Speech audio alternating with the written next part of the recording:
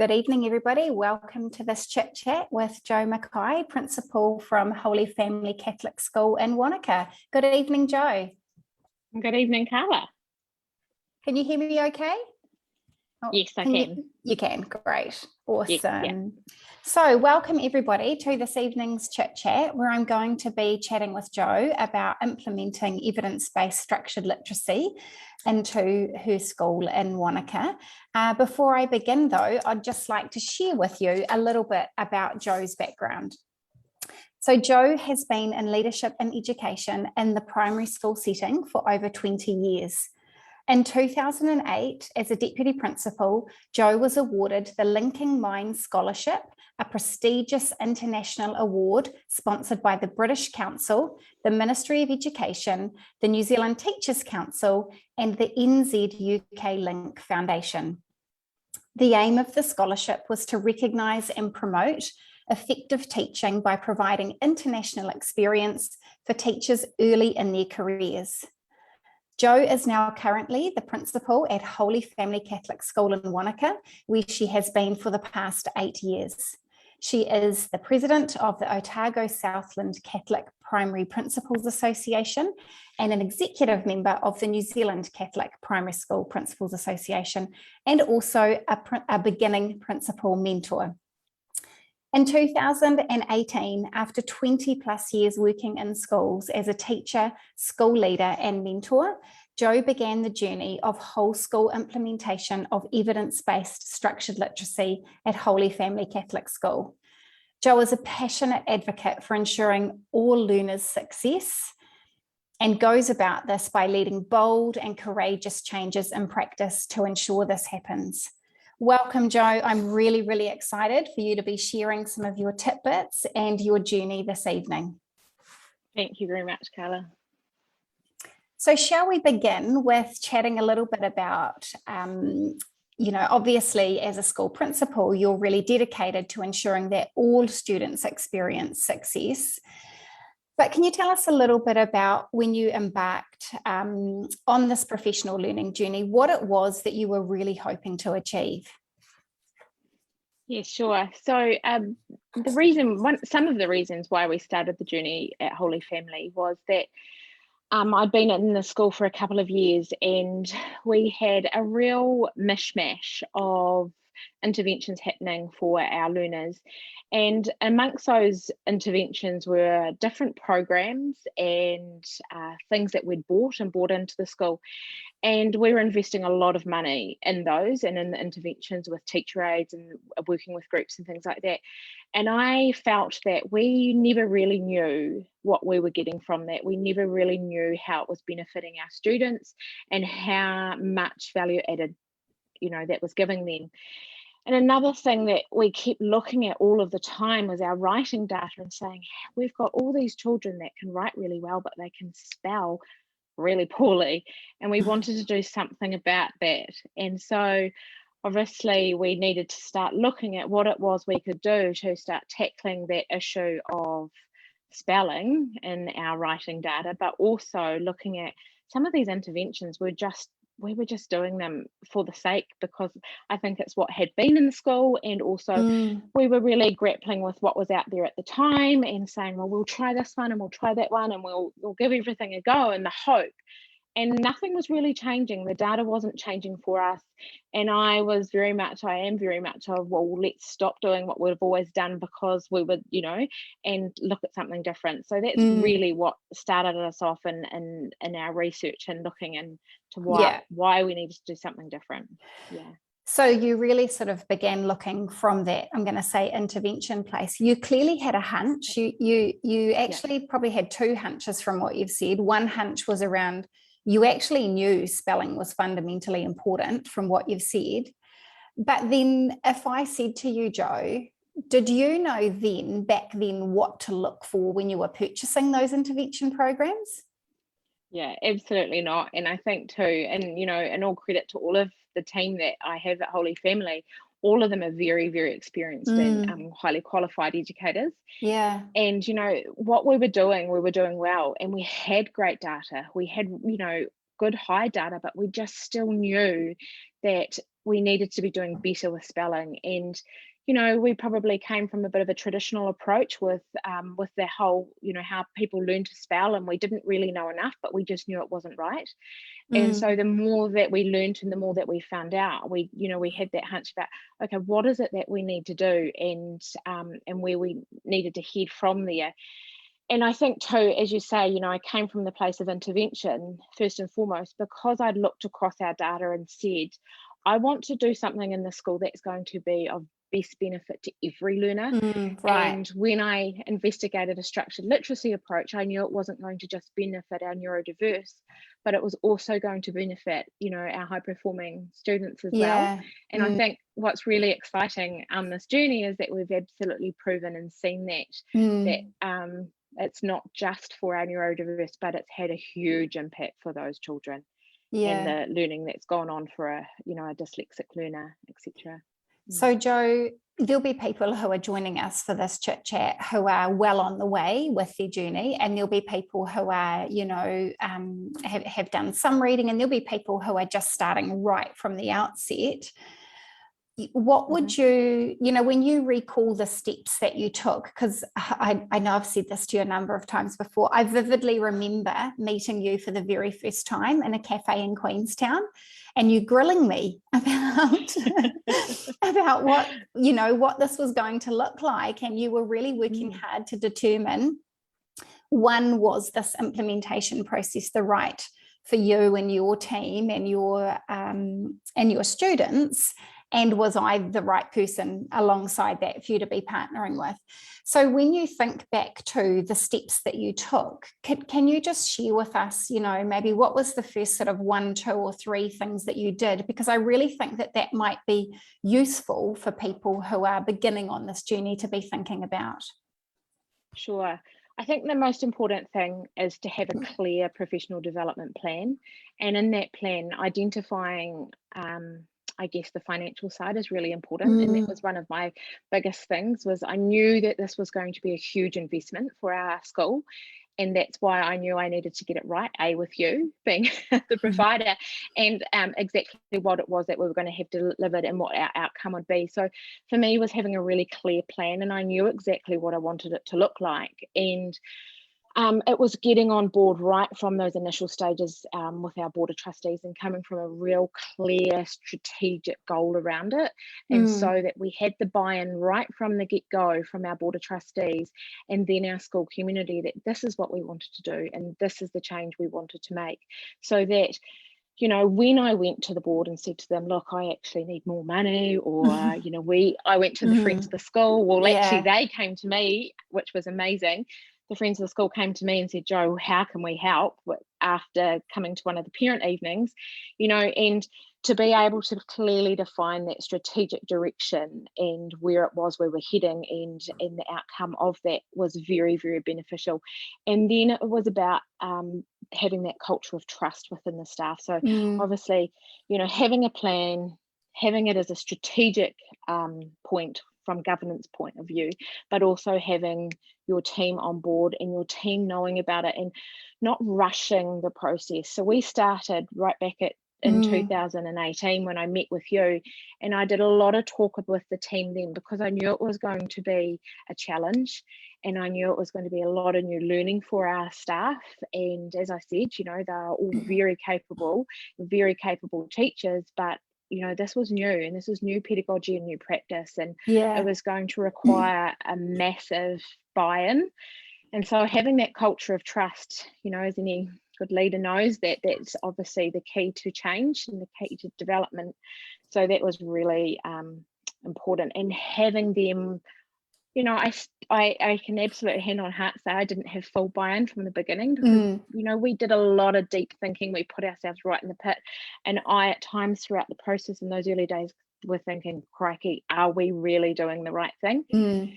And is this really right? But we just had to have trust and faith, and absolutely now, don't regret it for a minute. I can remember, in those early days, I can remember, as you're talking, those conversations, I can remember the people who were, who had a different belief set and who were in a different place in terms of adopting the research around the science of reading. And I think that something is really important for us to point out here is that because those people first of all, because you created an environment through staff meetings and discussions where everybody's voice was both valued and heard, those people would contribute to the conversations.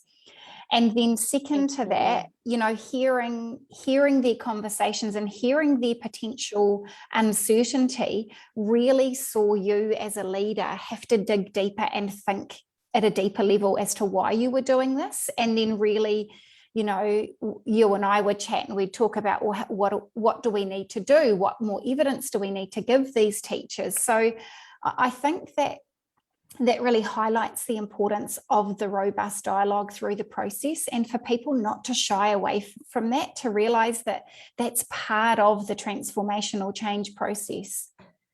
And I agree, Carla, and I also think that that leading through me I didn't know, I didn't necessarily have the answers as well, so I'm learning with them. And I think that's quite important, that as leaders that we're not always we don't have to know it all. There's no expectation that we need to know what the outcome's even going to look like, but for us it's about being able to share and being able to guide those people through that, and getting a core group of leaders that are willing to support those others as well, and helping them feel get inspired and motivated to lead through that as well. It's not just it's just not about me, it's about a team, and I've got a great team of literacy leaders through across the school now, and they're very much established as mentors and coaches. Absolutely. And I think that's one thing that you physically did well though, Jo. I think the end of each of my visits, we would bring those leaders together and we would sit down and talk about the successes and the challenges in the visit, and then where to from here. And I think that's something for people who are, whether or not they're doing this on their own or they're working with a consultant, I think that's such an important step to value that time for those leaders. Absolutely, and acknowledge the learning that they have along the way as well. And I can't reiterate to leaders out there looking at this or on their journey that the time, just keep the pace slow, keep it comfortable, so people feel comfortable with the new learning. They have to have time to be able to go and try things out, and come back and reflect and refine and have conversations about them. Because if we were to try and bust this out and say we were a structured literacy school in 1 year, there's no way it would be embedded and sustained. And with growth of staff and transition of staff into your school, you need to be able to do it at a pace that people are comfortable with. Something else that just sprang to mind for me that I think is a real strength in what you and your leadership team did, Jo, was the way that you kept a really great record of your discussions, your professional learning journey. And so not only did you have that when you were reflecting on that as a literacy team and to look back and be able to celebrate how far you'd come, you had all of that information when you had Aero come and visit your school, right? Yeah. Do you just want to share a little bit about how you sort of were really mindful of gathering evidence of your change process throughout the actual change process? Yes. So one of the things that we did do is that we would timeline a lot of the steps that were required by teachers, and so that then they were able to see and know, basically for a term, week by week, what was expected of them and what would be happening. And that just helped, all of us often in education like to, have a little bit of control and knowledge over what's going to be ahead. And that really helped teachers, and without it being daunting, but they knew, like from weeks 1 to 3, that was in class having a go, teaching, and then in week 4 it was a reflection time, and throughout the process we did a lot of we tried to make what it was that we were doing very much part of our growth cycle for teachers as well. So we were trying to not put it on top of. So a lot of the reflections became part of their what was the appraisal process as well. So they were able to have opportunities to go in and see each other through their observations, the coaching, and then their reflection, and they just became part of what they were doing as their goal in their growth cycle. So yeah, a lot of what we're doing, and we did quite a few kind of like mind mappings. We just actually did visual representations of our process on a big poster prior to Eero arriving, and so we just charted down our journey and did that sort of through drawing, and so we had that, so we were very able to easily talk about where we'd come from and what that looked like. And I look at it now, and it was sort of so we had been on the process for a year when we, at the end of 2019, right at the very end of term 4 of 2019, we had our Eero visit, and obviously we'd been in it a year, and I knew that Eero probably didn't know a lot about an evidence-based structured literacy approach, so we needed to be, really selling it to them, and it was really exciting in March in 2020 when we did get our review, but it was really acknowledged, and that was it was really exciting. So we've sort of talked about, a number of things that worked well from a leadership perspective. We've talked about the importance of the conversations, leaning into robust dialogue, keeping track of the journey and kind of gathering that evidence along the way, and just what you were talking about with the growth cycle and embedding that through your appraisal process. What else would you say worked well when you think about actually shifting the dial in the classrooms? What worked well for you? So probably the most important thing was that we had every single team member on this journey.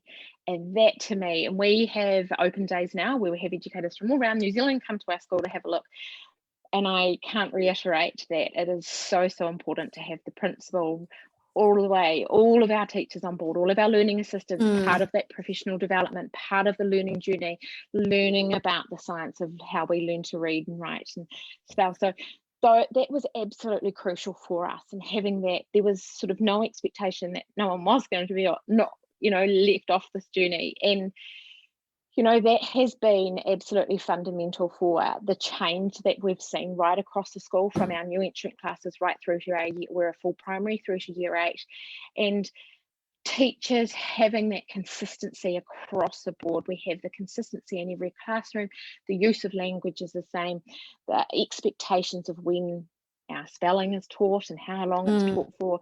We've got quite set expectations, and we discuss those regularly to see if we're still on track and to see if they're still realistic, to see if they still work. And for me, it was about that language and that consistency of language, and we can quite easily show that and know what's happening in all of our classes in the school. And children can move from class to class or from year to year, teacher to teacher, and they know what happens, which is absolutely awesome. And I just would go on and on about the importance. How far do you think, I'm just thinking about, I can remember the conversations we had around that time of leading into when you kind of said, that's it, we're all going to do it this time of the day, it's going to be, so on reflection, I think looking back, you had this time of, I don't want to say discovery because that's going to give that's totally the wrong word, but you had this time of everybody coming on board and getting everybody in the right place. And then there came a point in time, right, where you said, now, excuse me, shit just got really real. And what we're going to do now is we're going to ensure that we have that consistency right across the school. And I remember you saying, I want to be able to, and I need to be able to, as the ultimately responsible leader within the school, to walk around the school and see that this teaching is occurring and that the quality is very high. And so then you had that conversation around, locking in that this would occur at a certain time of the day, etc. About how long do you reckon that was into the process, Jo? Can you recall? I think it was about 3 terms, to be fair. When I think back, I think initially we were very much about the learning. We were doing the research, the learning of the science of behind it all. We were having a play, we were watching, we were observing. Then they were having a go themselves, and after that, and we had coached alongside, and we'd been into their rooms and done the observations and coaching, and sort of I think by that 4th term we were right, let's do this. May have even been earlier, it may have been after 2 terms, I can't quite recall off the top of my head. Neither can I. I'm probably just asking that from the time. perspective, you didn't jump in and do that straight away, right? No. You really gave that time, and there would have been, I'm sure, knowing you, there would have been indicators that really led you to believe we're ready for this. We're ready to take the notch, take it up a notch. Yeah. Because when we solely focused in that very first year on just the teaching of spelling before we moved into instructional teaching of decodable text. So we're very, very focused about being very strong in that teaching of spelling in that first year. So yeah, we must have probably done 2 terms of where it was like, this is it. We're into it. Is there anything else that you want to add in terms of what's worked well for you or you and the team? Just have a look, see if I wrote. I think probably coming back to that, the biggest impact to being on our neurodiverse learners, and for leaders considering this, that it's absolutely not a program that's going to be solely for your dyslexic learners. This is a program. No, sorry, this is an approach, not a program. This is an approach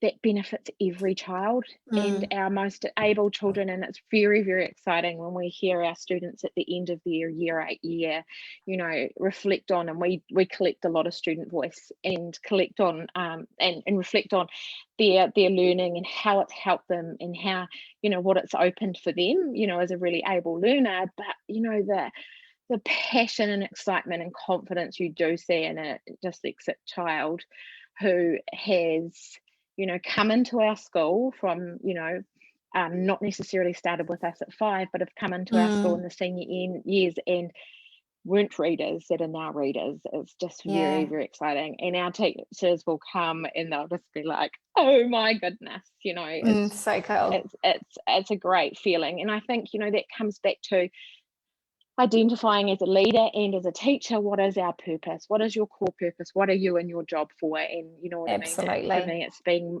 about making a difference for every learner. So that's pretty cool. Yeah, that's awesome. What would you do differently next time? If you had your time again, knowing what you know now, is there anything that you would do differently, or would you tweak slightly? Ideally, I'd love to have had PLD funding from the ministry. because that would have and that would have opened up the game in terms of being able to buy a lot more decodables right from the get-go, right? So for us, that's right, and for us it's been a funding thing that we have funded ourselves, and it has been a significant investment. But I do probably just want to mention in regards to that in the PD that we did no other PD at all. So this was our sole focus, and I think that is another really important thing, that our teachers weren't overloaded with all sorts of initiatives and other programs that are going on in the school. This is what we've done, and the teachers actually have reflected to me that they've really, really appreciated that. So I don't know, there's not too many things I'd do differently other than probably being a little bit more aware of what's out there. No, I don't really know, like in terms of, I'm just thinking of decodables and things like that. We went out and we were like, oh gosh, we've got to get some, we buy them, but there's not, we use all of them, so it's not saying I wouldn't have bought any that we bought, but and when we started there wasn't a huge selection, but I think it would be trying to push for some, being very creative in how I could have got PLD funding. I don't know, it wouldn't have. Absolutely. And look, we're hopefully on the teetering edge of that changing for many schools across the country. So if only you could be back paid, right? Absolutely. Oh, funny. Hey, one of the things that I think we've touched on, but we haven't really dipped into deeply, is around ensuring that, you've talked about consistency of practice, but we know that consistency of messaging is really, really important as well. And you operate in a very high decile community. You are, in a really high decile school, and you have really hands-on and active and involved parents and community members. Can you just talk to us a little bit about what you did strategically in your leadership to ensure that you did have your board on board and that you did have your parent community on board with you as well? So right, obviously back in those initial days after I'd grilled you in the cafe in Queenstown, I asked you to write a proposal for what you could offer that I could present to the board. And so I started with that, but I came from the data aspect with the board and showed the data and looked at the data and said, look, currently we've got reading recovery, we're not getting, we've got these 4 children that get to do this, and there's an hour a day, and all this sort of talking about all the finance around personnel and these people and the learning assistants. So I came from that aspect and I said, well, this isn't a program, this is an approach, this is going to be full PD, every staff member is going to benefit from it. Basically, how can you say no when it's every staff member and it's going to be for every child? So I kind of came from that strategic approach with them, and we developed at that time. At the same time, we were also developing our strategic plan, and we consulted with our school community, and so we had some knowledge from our community about what they wanted, and it was about educational opportunities for every child, and that every child's needs were going to be met. So it was a perfect opportunity for us to start right there. And then from that aspect, we then developed, a professional development plan with the staff and had the buy-in. But with the community, we didn't really go out to our community widely and talk about what we were doing in that first year, because, and that was a strategic decision. That was because we wanted to be really confident in our knowledge and our learning, so that we were able to feel like we were speaking with some conviction prior to, putting our teachers into that situation where all of a sudden they're at an open night and parents are questioning them and really keen, and our parents are highly involved and they want to help. So, we were like, well, we really need to be ready for that before we go to that next stage. So that was the strategic decision, that we didn't, go out to them early. And so then when we did, the teachers were confident in that, what they were doing in the classroom, and they could back up and support parents. And so then we did, with our parent community, we did parent information evenings, and then it was little tidbits in our newsletters and class newsletters on our Facebook page, all of those sorts of things, which shared information, shared what we were doing and why we were doing it. And sometimes it was just sharing with them some of the research that we'd read ourselves, because they were really interested. And so after that parent meeting, I was very fortunate that, the next Friends of the School meeting I'd gone along to, they were like, wow, this is fabulous. And, it was really tangible for them to be able to financially support the purchasing of our decodable texts. And, PTAs and those sorts of things really want to have tangible items that they can, have put their name to for the benefit of children. So, You've sort of answered this already, Jo, but what I did want to ask was, what was the response from your parent community? Because it's a big shift, isn't it? It's a really big shift going to, from sending home level texts to then sending home decodables. And admittedly, when we were working together at that point in time, which, gosh, hasn't a lot happened in 2 years when you think about the groundswell, it was still pretty early days in New Zealand at that time. And, I just want to reiterate what you were saying around the communication with parents. It wasn't that you had anything to hide from those parents. It was just that this was at that point in time so very, very new and quite groundbreaking. And you really wanted to have all your ducks in a row. What was the response from parents, other than those sort of coming forward and being willing with the funding, who were on board? What would you say across the board, what has the response been from your parent community? It's been really positive, which we've been obviously really lucky. And we haven't had any negative feedback at all, which has been great. And I think because we did it strategically and we gave them research and science behind it, and we also, I think, as a school leader, it's always really good if you have somebody else come in sometimes, like the likes of you, to run a parent evening, because somebody else to be seen as the expert other than the teachers or myself, and hearing it from somebody else, that sort of just reiterates and confirms for parents. But our parents have been really keen to learn and find out, and sometimes they'll ask if they can have a little bit more. But as you say, it was early days for us, and it was a little bit unheard of. Other schools, and I still hear comments now from people and from principals, and I just bite my lip, don't say much. I think, well, everybody is on their own journey in a school and leading a school, and I am absolutely delighted that it's been a journey that we've gone down, and that the huge amount of progress and achievement that we've seen in our children, as I say, it's a game changer. I always say that. All children, right? All children, That's right. not children. Because sadly there are some school leaders and there are some people in the educational community and there are some parents who will think, but doesn't what we do serve the majority of our children? And I think we just have to come back to, well, how is that okay? It's like, we're in exactly reality. Right. How is that okay? Started. Yeah, we're feeding what I said. Yeah, we're feeding a food that's potentially poisonous to some. How is that okay? And that's exactly what I said at the beginning. That was one of the very reasons that we had great achievement. There were still children in that tail of underachievement that weren't achieving where they should be. And, we're continually being asked that question: how are you meeting the needs of that tail of learners that are underachieving? What are you doing for them, and how are you shifting? How are you showing progress? Well, I can tell you that an evidence-based structured literacy approach can shift that tail. Absolutely. And sadly, Jo, what I observe in the varying demographics across the country is that tail is getting longer and longer and longer for whatever reason. I think there's a number of contributing factors to that.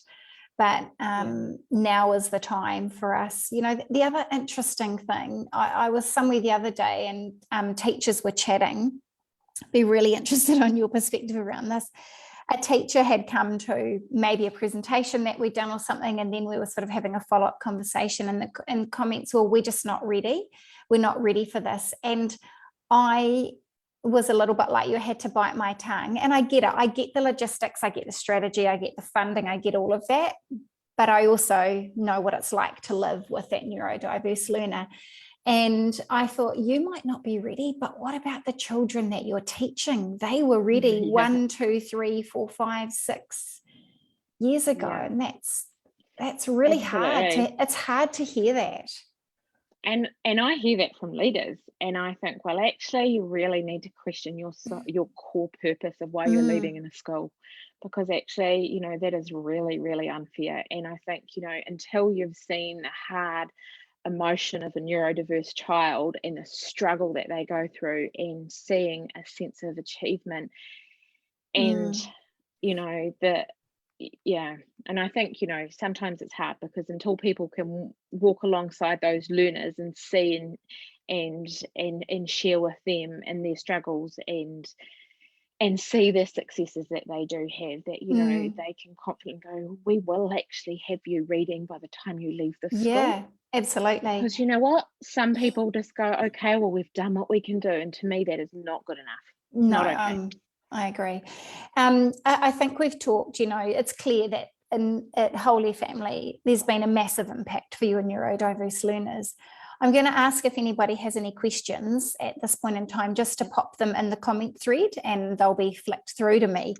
But Jo, what about the impact for your teachers and being able to teach those neurodiverse learners? Yeah, it's been huge. It really has. And, I talked about collecting student voice. We do collect teacher voice as well, because it's really important for us as we go through this. And obviously, it's been a significant investment, and we've come to the end of that sort of 3-year contract we've had. And, I did a mid-year report to the board just last week and collected some voice from our teachers. And it's just so heartening to see that it's absolutely changed who they are as teachers, and changed how they approach teaching, changed their understanding of, they have knowledge on executive function, working memory, neurodiversity, all of these things that previously, they probably had heard them batted around but didn't really know what that meant, and they feel confident in what they do. They know they have a plan. It's so structured, and they can see that what they do every single day is making a difference. Not waiting and hoping until they do an assessment. Oh, did it go okay? But no, they know, and I think that's really positive. That it's exciting. They really do feel proud of it. And, as I said from the beginning, I had teachers who were I had 3 fully reading recovery trained teachers on and and I was like, oh, gurus, right? Total. And, for me, I was like, seeing them now, they're like, we love it, and I went to them the other day and I said, can you please just, be absolutely honest and upfront, and and asking similar questions to you've asked me today. And they were like, yeah, it really has, there's definitely elements and aspects of all of our previous education and previous teaching experience that we bring to what we do and bring to our delivery, and you don't get rid of that. That's really important to acknowledge, because people are like, oh, don't throw the baby out with the but we're not throwing that out. No. But we do have an approach that really achievement for all. So, Jo, 2 things that have bubbled to the top for me now. The first is this question: is it possible as a school leader to create an evidence-based, consistent educational pathway within a school? Absolutely. It absolutely is. And my second thing is that one of the highlights for me in working with your talented team has really been some of the work that we've done this year as we've led into building sustainable practice. And when I think about the coaching practices that we've built and the systems, do you want to share a little bit about that in terms of how that's helped you to lead into going it alone and ensuring that this practice is sustainable? Yeah, so I think one of the most sort of important things for us after finishing on our PD contract was that we knew we needed to be able to continue, and I really wanted to see, the sustainability of this happen and continue, because I think, a lot of PD projects and things that you go on, after you finish, it continues, the momentum's there for a while, but you generally see a trend of 12 to 18 months, and then it fall off. And I remember you asking me one of the questions, how are you going to continue to sustain this? And so what we have done is we have developed our literacy leadership team to be literacy, I'd say coaches and mentors, but they'll go, don't call I know they will. I know they will, but they need to suck it up and realize they are the experts in your school, and they are experts, Jo. That's right. To think they're proud of that fundamentally. Absolutely. But then in saying that too, Carla, it's actually also about everybody having the opportunity to be a coach to one another, because obviously we're all on that learning journey, and we can continue to learn and reverse that. So we have put together this year a coaching template, coaching guide. We've done a lot of work around coaching and questioning, and we're doing further development, professional development. That's where we're sort of our next steps, where we're heading now, is working further on that sort of leadership coaching component side, and how we can continue to mentor and go in and be asking the right questions and really digging deep with our team and getting them to reflect. And I think the most powerful part is that whole reflection on practice, examining what it is we're doing, but also being given the opportunity. So within that, they go in and they just go in. They don't go in for very long, but they go in for a very short period of time, and then they come out and they'll have that conversation, that really rich conversation with the teacher afterwards about what it was that they were doing and how. And so they'll just be digging away, and it's actually the teacher who's actually been observed doing all the deep thinking. So it's been quite powerful, and for us to be able to do that, and the teachers then go, oh yes, and allowing them the opportunity to go within each other's classrooms all the time. So that's that you have to be strategic with. We have to plan that and book that to make sure that happens, so that they can get out of their classroom and go into other classrooms and see what it is that is going on. And that's been really powerful too, hasn't it, for everybody having visibility of what's happening, just to strengthen and sustain that consistency of practice too. And Yeah. it's also really supported, some of these teachers who haven't probably recognised themselves as a leader yet, and giving them Yes. that opportunity. So Yeah. it's really building that leadership within them and their teams as well, which has been really great. That's Yeah. awesome. One of the questions that's come through is around student teachers. And do you have student teachers? And if so, what do you perceive your role to be in that regard when you have student teachers come into the school? Oh, this is a great question, because just last week I've been asked to have 3 student teachers from Dunedin College of Education, and we have had student teachers prior from Christchurch as well. So yes, we have had them, and they very much have. This is what we do. So when they come into us, and so when I got asked from the college in Dunedin last week, I said absolutely fine, but I'd just like you to know right now, we are an evidence-based structured literacy school. That is what they will see. I'm unsure on what their training is, but this is what will happen when they're here. And obviously you need to be okay with that if you want them to come.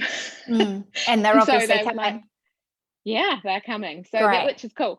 But previous to that, the students that have been in the school, they have, come in and watched, and obviously, gone, whoa, initially, because it's, when you're coming in for the first time and seeing it and not knowing too much about it. But as they've been on their placements and they've seen the progression in the children and the way it's done, they're really impressed by it. And I think it comes back as well, Carla, to not necessarily being just about the teaching of spelling. We need to acknowledge the explicit direct I was instruction. just thinking exactly that, Jo. You learn how to teach, right? You truly learn how to teach through implementing structured literacy.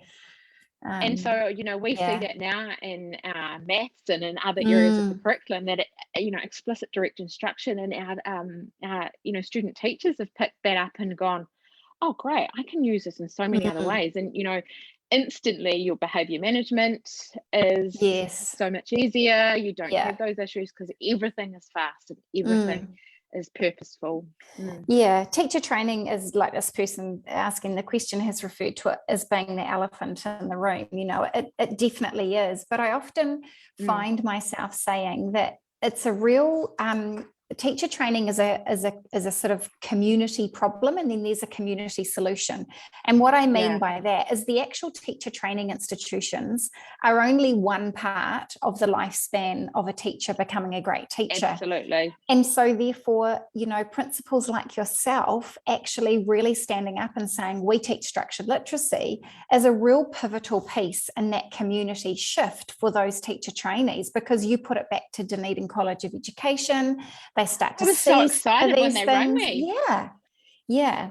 I was like, well, actually, I'd love to take your students, but you have to understand that I'm an evidence, this is what we do, and this is what you're going to hit. And they were like, okay. But you know what I mean? And they were very much like, yes, no, it's really great for them to get all these experiences and come. And I said, well, absolutely it is.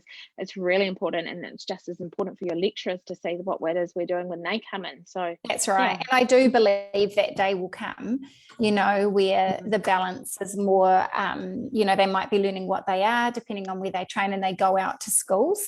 What we have to remember is that the practice always trumps the theory.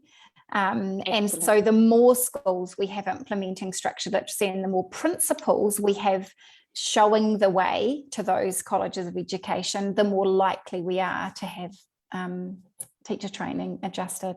One other question, Jo, that's come in is around what's your journey looked like using your student management system? Now, I think you're undergoing a shift here. Can you just talk a little bit about that? Yeah, so we have been a music edge school for about 7 years, I think, 8 years. And it may even be longer, I can't remember. And we basically found for us, in our data and our data gathering, we have been quite heavily focused on reporting on progress. And that's been a big thing for us over the last 7 years. And that's important to us because for us, it's about every child being able to be represented in data of their individual progress and value added for them.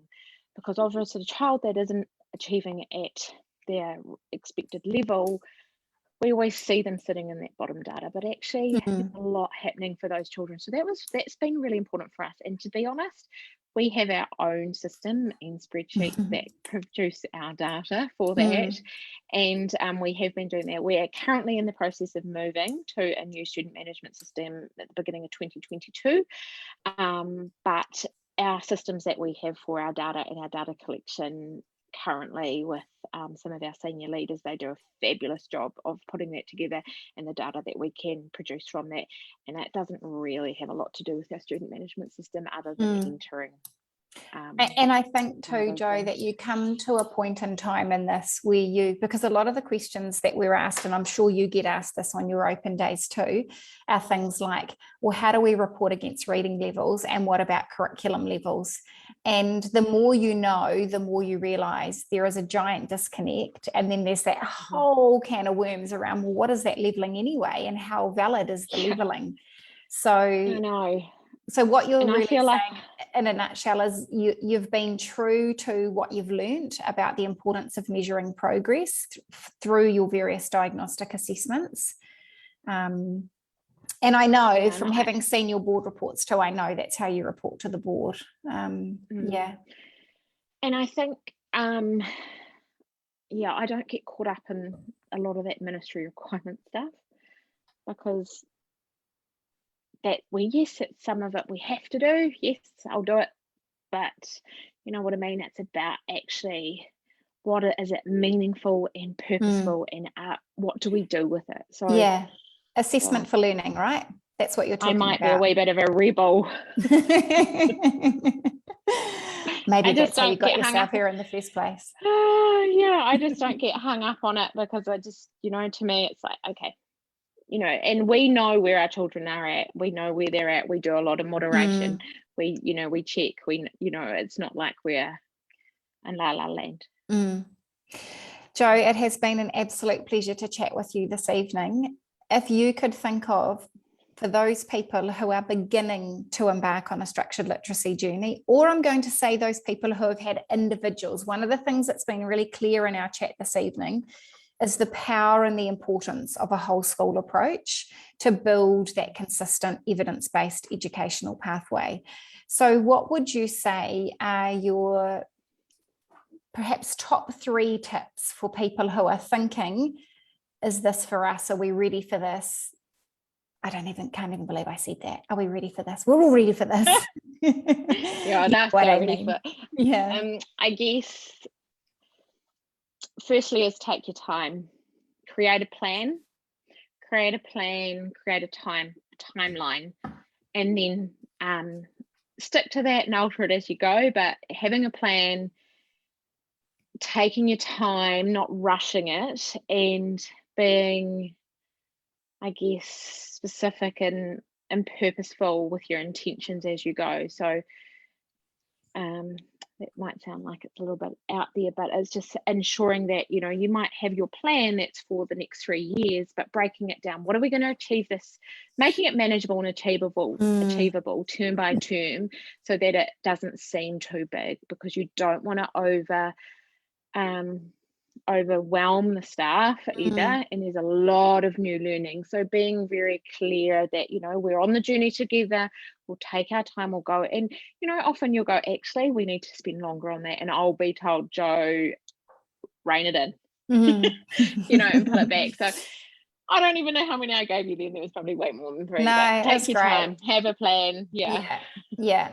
And I'd just like to add to that, because I know, think when I've been lucky enough to be to be part of what you've been doing, some of the things that I would add to what you've said that I've seen you and your team do successfully is to create a trusting environment and a respectful environment where leaders and teachers can really enter into robust dialogue and really have that, what I call intellectual friction, and feel safe from a psychological perspective to be able to contribute and know that you're all there to create better teaching and learning for your students.